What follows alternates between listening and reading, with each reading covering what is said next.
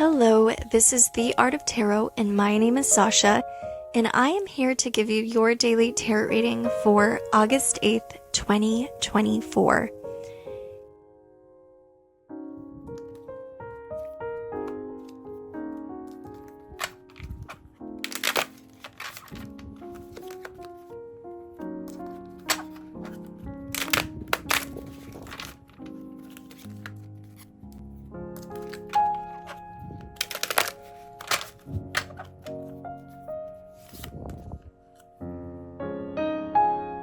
Today we have the King of Pentacles. Interesting card to get, and I'll tell you in a moment because I actually was going through the book that I mentioned in previous readings by Jessica Joy called the Tarot for Change, and this was one of the cards I read. That was about a week and a half ago. But before I get the book, and I actually want to share a little excerpt from the book, I'll give you kind of an idea and a basic understanding of what the king might represent.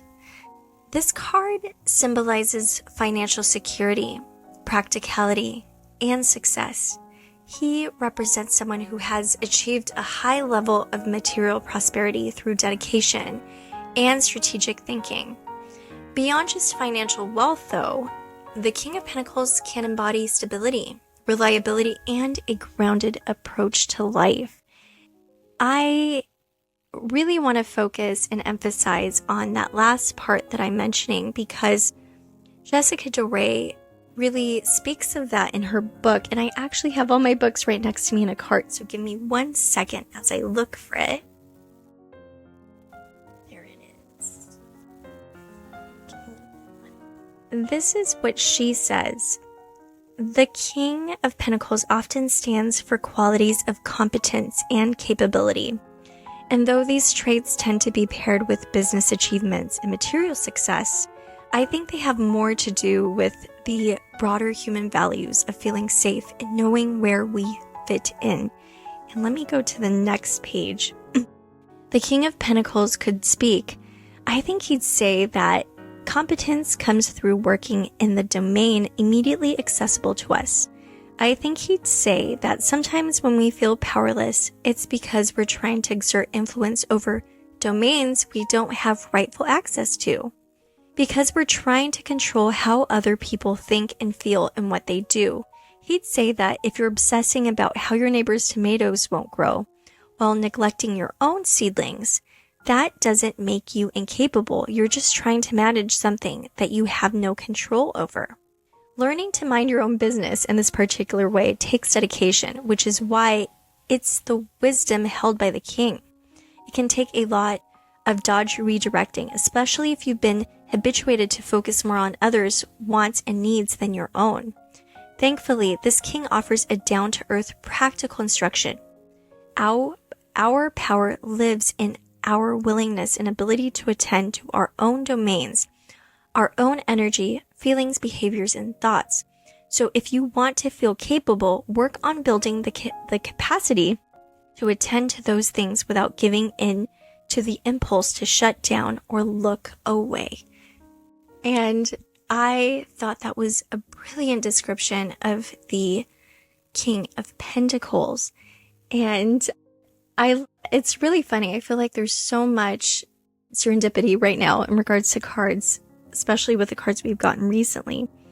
But this one really, I don't know, just hit a chord in my own personal life. Like I said a couple weeks ago when I was going through her book, just, doing some research for, doing my tarot readings.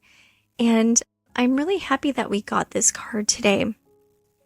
And today's message, I would say, really has to do with owning our power, with letting go of sometimes, it's easy to fall into codependence.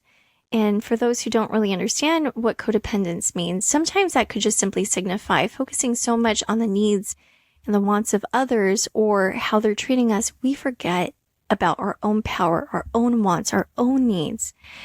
And especially if, let's say, you have a project or there's something that you truly want to focus on for your own well-being, it's so easy to start doing the blame game. Well, I can't do this because of this, or this person does this, therefore I can't do this.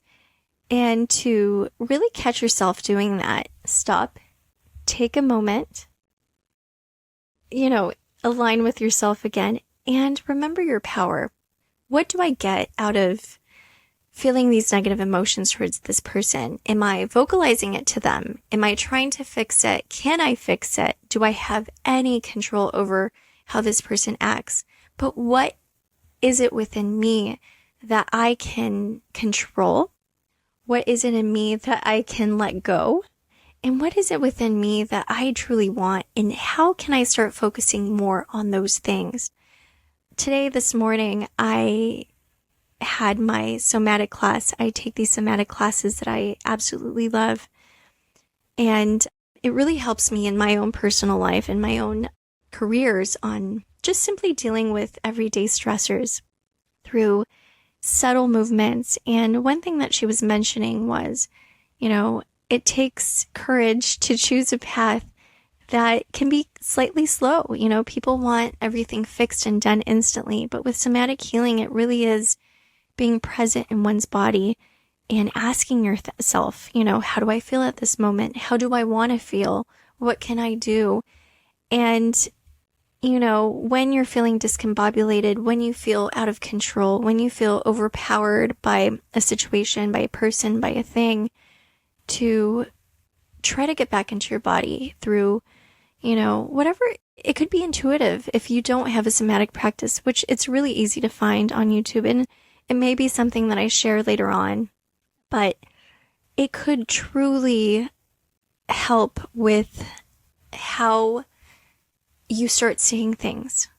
And one practice that we had today was actually, I asked her, I was having a hard time. I have a 17-year-old dog who isn't doing too well. And the older they get, the more senile they get. And she gets very bad separational anxiety. So while I'm trying to take this course, I'm doing a Zoom with a lot of people. She keeps crying and I have to pick her up. And this practice is supposed to be something peaceful and giving me the structure or the instruments that I need to use in my own life. I was finding it really hard to do with this cute little dog screaming at me. So I asked the lady who facilitates the course, do you have any suggestions when you're in a situation like this? And she gave me a great answer, which was, start breathing. Breathe deep and take your shoulders up with you as you're breathing deep in. Then take your shoulders back, and as you exhale, take them down. Do that a few times. You could either be looking at the thing that's triggering you or looking away at something that gives you more peace. And then at a certain point, look at the thing that's triggering you. If you can, put a hand on them. If not, just by looking at them. And what that does is it takes you back into your own body. Not so much of how that person is acting, how that person's making you feel, or how the overall situation is making you feel, but how you can go back into yourself and also affect the situation in a positive way. Realizing that you have much more power, and it's not necessarily about the other person's power, taking your power back. So I think that fits in perfectly with the King of Pentacles today as well.